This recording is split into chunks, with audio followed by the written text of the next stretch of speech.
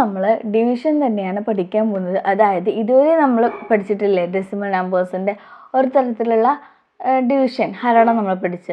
ഇന്ന് നമ്മൾ വേറെ തരത്തിൽ എങ്ങനെയാണ് ഹരിക്കുന്നത് എന്നാണ് പഠിക്കാൻ പോകുന്നത് കേട്ടോ.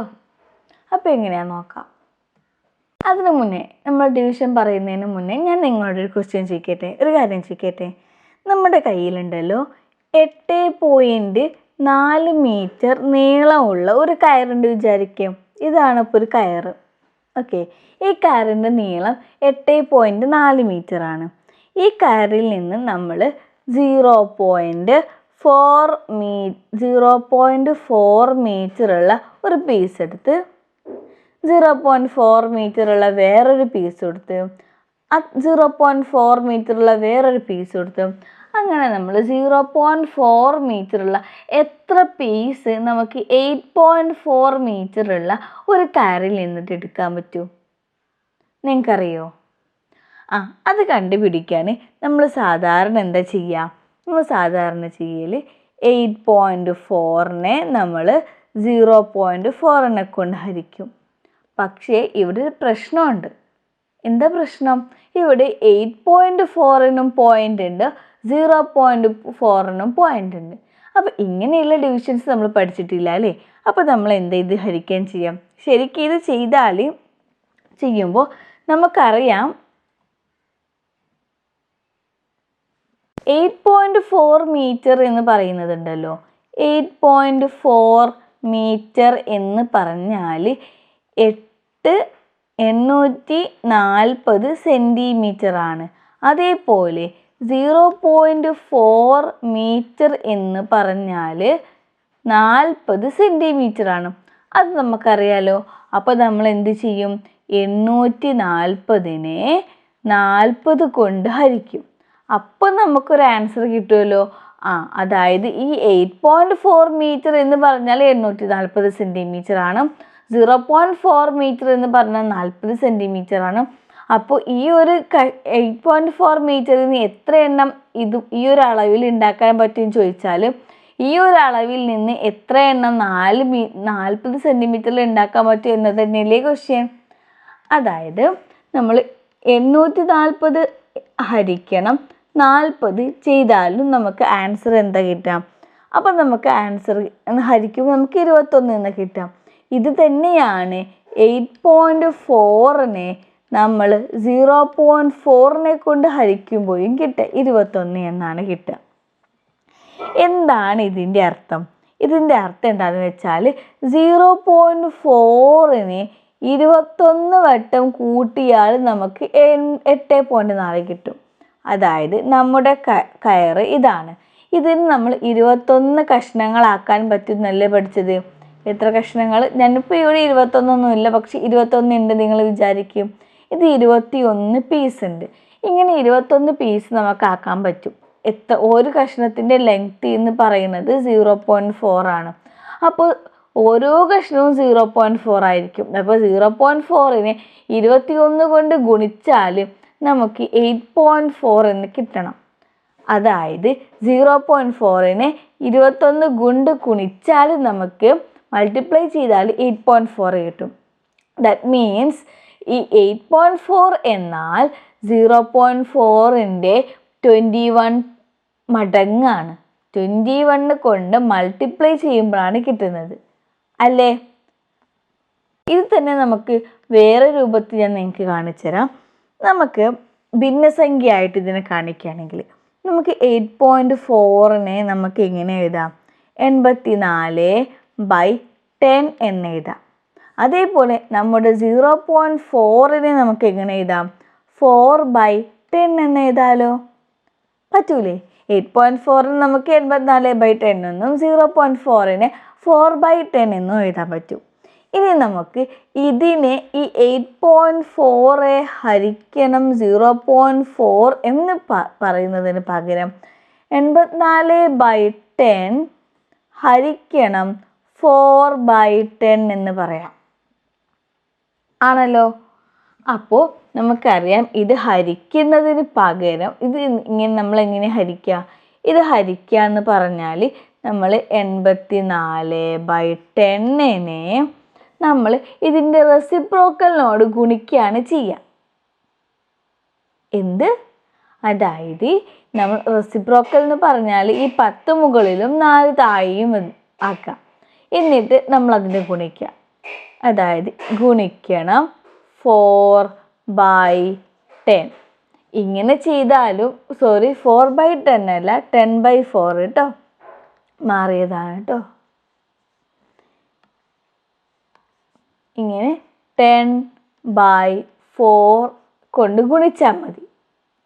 ഒരു 2 ഭിന്നസംഖ്യകളെ 2 ഫ്രാക്ഷൻസ് നമ്മൾ ഹരിക്കുന്നതിന് പകരം നമുക്ക് ഒരു ഫ്രാക്ഷൻ അതുപോലെ എഴുതിയിട്ട് മറ്റേ ഫ്രാക്ഷനെ തല കുത്തിമറിച്ചിട്ടിടാം.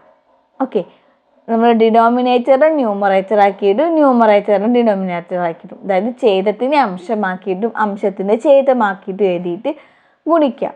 അപ്പോൾ നമുക്കൊരു ആൻസർ കിട്ടൂലേ? 840/40. കണ്ടോ? അതായത് നേരത്തെ നമുക്ക് കിട്ടിയിട്ടുള്ളത് നമ്മളതിൻ്റെ സെൻറ്റിമീറ്ററിലേക്ക് ആക്കി രണ്ടിനെയും, അങ്ങനെയല്ലേനോ? 840/40 എന്നത് നമുക്ക് എങ്ങനെ എഴുതാം?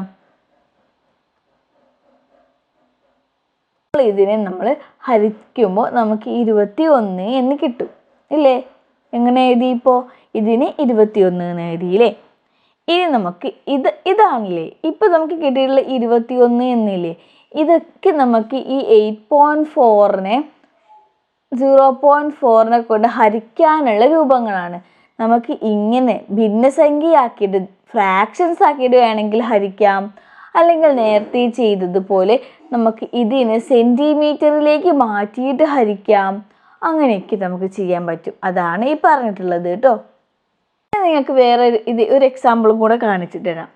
അതായത് 36.75നെ നമുക്ക് ഒരു 0.5നെ കൊണ്ട് ഹരിക്കണം എന്ന് വിചാരിക്കും. അപ്പോൾ നമ്മൾ എന്ത് ചെയ്യും? ഇതിന് ഈ ഒരു നമ്പർ ഉണ്ടല്ലോ, ഈ നമ്പറിലെ പോയിന്റുകളെ നമ്മൾ ഫസ്റ്റ് ഒഴിവാക്കും. എങ്ങനെയാണ് പോയിന്റുകളെ ഒഴിവാക്കുക? എങ്ങനെയാണെന്ന് വെച്ചാൽ നമ്മൾ ഈ നമ്പറിൽ പോയിന്റ് കഴിഞ്ഞിട്ട് എത്ര നമ്പർ ഉണ്ട്? 2 നമ്പർ ഉണ്ട്. ഇവിടെ എത്ര നമ്പറാണ് ഉള്ളത്? ഒരു നമ്പറല്ലേ ഉള്ളൂ. അപ്പോൾ ഇവിടെ നമ്മൾ ഫസ്റ്റ് 2 നമ്പർ ആക്കുക. എങ്ങനെ 2 നമ്പർ ആക്കാം? നമ്പർ ആക്കുന്നത് 36.75 2 നമ്പർ ഉണ്ട്. അപ്പോൾ ഇതിന് ഒരു നമ്പറുള്ളൂ. അപ്പോൾ ഇതിനെ നമ്മൾ 2 നമ്പറാക്കി വെക്കണം. അപ്പോൾ നമ്മൾ എന്ത് ചെയ്യാം? 0.5 ഇല്ലേ? ഈ 5 ഇത് കഴിഞ്ഞ് നമുക്കൊരു 0 ഇട്ട് കൊടുക്കാം. കാരണം നമുക്കറിയാം ഇവിടെ പോയിന്റ് കഴിഞ്ഞിട്ട് നമുക്ക് എത്ര 0 ഇട്ട് കൊടുക്കാമെന്ന്. ഇപ്പോൾ നമുക്ക് ഇങ്ങനെ കിട്ടിയില്ലേ? ഇനി നമ്മൾ എന്ത് ചെയ്യാറിയോ? ഈ പോയിന്റുകൾ ഒഴിവാക്കണം. എങ്ങനെ പോയിന്റുകൾ ഒഴിവാക്കാം? ഇവിടെ കണ്ടോ, നമുക്കുണ്ടല്ലോ ഇവിടെ പോയിന്റ് കഴിഞ്ഞിട്ട് 2 നമ്പറല്ലേ ഉള്ളത്. അപ്പോൾ ഇതിനെ 100 കൊണ്ട് ഗുണിച്ചാൽ ഇതിൻ്റെ പോയിന്റ് പോകും. ഓക്കെ, ഇതിനെ 100 കൊണ്ട് ഗുണിച്ചാൽ പോയിന്റ് പോകും. അല്ലെങ്കിൽ നമുക്ക് നേരെ ഇനി പോയിന്റ് ഒഴിവാക്കിയിട്ട് എഴുതാം. ഇതിൽ നമ്മൾ 36.75 ഇതിനെ ഹരിക്കണം പോയിന്റ് കഴിഞ്ഞിട്ട് 50 കൊണ്ട് ഹരിച്ചാൽ എന്താവും? 50 കൊണ്ട് ഹരിക്കുമ്പോൾ നമുക്കൊരു ആൻസർ കിട്ടൂലേ? ആ ആൻസർ ആയിരിക്കും ഇതിൻ്റെ ഉത്തരം. അപ്പം നമുക്ക് ശരിക്കും എന്താ കിട്ടുക അറിയോ? കിട്ടുക 73.5 എന്നാണ് കിട്ടുക. പക്ഷേ നമ്മൾക്ക് ഇത് ഇങ്ങനെ ഹരിക്കുമ്പോൾ 73.5 കിട്ടും അല്ലേ? ഇത് ഒരു രീതി, ഹരിക്കാനുള്ള ഒരു രീതി. മറ്റൊരു രീതി എന്താണെന്ന് വെച്ചാൽ 36.75നെ നമ്മൾ 0.5നെ കൊണ്ടാണ് അല്ലേ ഹരിക്കേണ്ടത്? 0.5നെ കൊണ്ട് നമുക്കിതിൽ ഭിന്നസംഖ്യയാക്കിയിട്ട് എഴുതാം. 36.75 എന്ന് പറഞ്ഞാൽ 36.75 ഹരിക്കണം 100 അല്ലേ? ഇനി ഇവിടെ ഹരിക്കണം 0.5 നമുക്ക് 5/10 എന്ന് എഴുതാം ആണല്ലോ. ഇനി നമ്മൾ ഹരിക്കാൻ എന്താ ചെയ്യുക? ഇങ്ങനെ 2 ഭിന്നസംഖ്യനെ ഹരിക്കാൻ നമ്മൾ ആദ്യത്തെ നമ്പറിന് അതേപോലെ എഴുതും, 100 എന്ന് എഴുതും. എന്നിട്ട് ഗുണിക്കാനുള്ള ആ മൾട്ടിപ്ലിക്കേഷൻ്റെ സൈൻ ഇട്ടിട്ട് ഇതിനെ തല തിരിച്ചിടും. 10ന് മുകളിലേക്കും 5ന് താഴേക്കും ആക്കിയിട്ട് എഴുതും. എന്നിട്ട് നമ്മൾ ഗുണിക്കും, എന്നിട്ട് ഹരിക്കും. അപ്പോൾ നമുക്ക് ആൻസർ കിട്ടുമല്ലോ. അപ്പോൾ നമുക്ക് ഇത് ഹരിക്കുമ്പോൾ നമുക്ക് എത്ര കിട്ടുമല്ലോ 735/10 എന്ന് കിട്ടും. അപ്പോൾ നമുക്ക് 73.5 എന്ന് കിട്ടും. ഓക്കെ, 73.5 കണ്ടോ, ഇവിടെയും 73.5 ഇതാണ് കിട്ടിയിട്ടുള്ളത്. ഇവിടെ ഇങ്ങനെ ആക്കിയാൽ 73.5. ഇത് രണ്ടാമത്തെ രീതി. അപ്പോൾ ഇങ്ങനെയൊക്കെയാണ് നമ്മൾ ഡെസിമൽ നമ്പേഴ്സിനെ ഹരിക്കുന്നത്. അപ്പോൾ ഇന്നത്തെ ക്ലാസ് എല്ലാവർക്കും മനസ്സിലായി എന്നാണ് വിചാരിക്കുന്നത്. നമ്മൾ കഴിഞ്ഞ ക്ലാസ്സിലൊക്കെ പഠിച്ചിട്ടുള്ളത് ഒരു നമ്പർ പോയിന്റ് ഉണ്ടാവുമ്പോൾ എങ്ങനെ ഹരിക്കാനും, ഇപ്പോൾ നമ്മൾ പഠിച്ചിട്ടുള്ളതും 2 നമ്പറിനും പോയിന്റ് വരികയാണെങ്കിൽ ഇങ്ങനെ ഹരിക്കാനും. ഈ 2 നമ്പറിനും പോയിന്റ് വരുമ്പോൾ ഹരിക്കുന്ന ഈ ഒരു മെത്തേഡ് ഒരു നമ്പർ പോയിന്റ് വരുമ്പോൾ ഹരിക്കാനും നമുക്ക് യൂസ് ചെയ്യാം. ഓക്കെ, പക്ഷേ ഒരു നമ്പറിന് പോയിന്റ് വരുമ്പോൾ ഹരിക്കുന്ന ആ മെത്തേഡ് ഇതിനെ 2 നമ്പറിനും പോയിന്റ് വരുന്ന ഇത് ഹരിക്കുക എന്ന് പറയുന്നത് ബുദ്ധിമുട്ടാണ്. അപ്പോൾ ഇന്നത്തെ ക്ലാസ് ഇവിടെ വൈൻഡപ്പ് ചെയ്യാണ്. എല്ലാവർക്കും മനസ്സിലായി എന്ന് വിചാരിക്കുന്നു. Thank you.